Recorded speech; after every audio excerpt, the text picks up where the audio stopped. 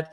But for those that have missed that and don't really know what staking or liquid staking is and superfluid staking, they get confused with all these terms. Can you explain a little bit what's the product market fit? What do you see in liquid staking solutions on the market? Why is it so cool, and why are you so excited about building it? And whoever wants to take that question first. I can jump in that one. So I think from our perspective, I think one of the biggest, it's not such an issue with of staking, but a side effect of proof of stake is that you bond your assets to provide security, provide collateral for these validators. So if they misbehave, obviously this collateral gets slashed. But with the maximum slashable value of 5% of your capital, you've got 95% of your capital is sat there not being utilized. So if you've got a zone of with $5 billion stake like the Cosmos Hub, you've got $4.5 billion of that stake is sat there doing absolutely nothing. It's not being utilized. It can't be slashed. It serves no purpose other than it's sat there. So that's an awful lot of capital to be sat around and be underutilized. And with a burgeoning DeFi ecosystem within Cosmos, like that $4.5 billion from one chain is going to go far. Actually, if you then extrapolate that out across all of the IBC connected chains, I think there's 30 or so currently. I lose count because it changes all the time.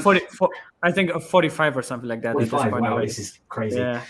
So we're talking now easily $45-50 billion of capital that is locked up, securing these chains, but actually isn't being utilized. So if we can unlock that $45 billion, like that's going to make a massive difference to the success of DeFi and Cosmos.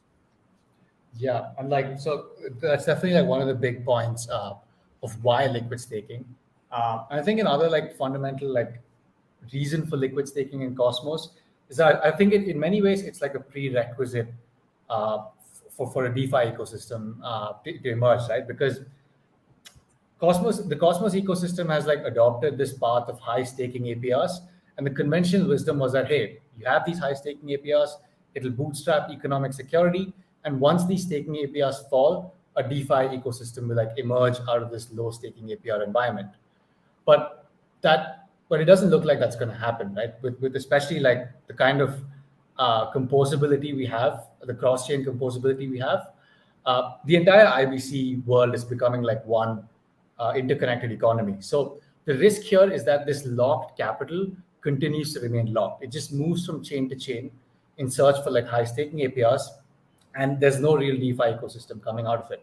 And if you look at it from a DeFi application specific blockchains perspective, they have to give out high staking APRs to actually compete with staking and with other chains, and they also have to give out high incentives to actually be competitive. And obviously this incentive dishing is not really sustainable. So what liquid staking does is it removes this inherent competition between staking and DeFi that exists even on a user level, right? Users have to make that choice today. With my asset, do I put it in a liquidity pool? Do I stake it? Or do I do something else with it? And a lot of that something else is coming up, and a lot more should come up, right? And that's what liquid staking aims to do. Yeah.